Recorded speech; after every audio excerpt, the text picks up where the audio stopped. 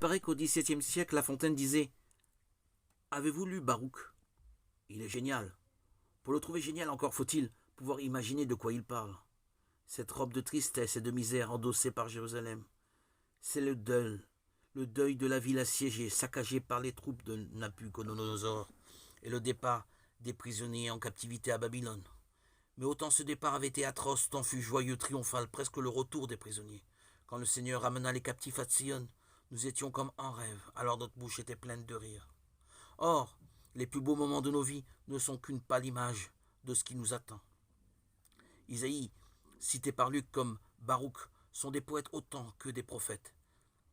Ils nous savent quelle image employer pour suggérer la marche triomphale de l'humanité enfin libérée. Car la libération qui se profile ici n'est plus celle d'un peuple traversant quelques milliers de kilomètres de désert et de montagnes pour revoir le pays, ce qui n'est déjà pas une mince affaire.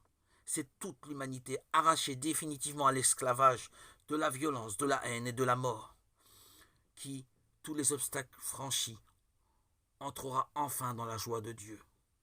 Lorsque prendra fin cette longue marche entreprise depuis la naissance du monde, c'est une fiancée qui entrera dans la joie des noces, comblée de cadeaux par son époux, enveloppée dans le manteau de la justice de Dieu et parée du diadème de la gloire de l'Éternel.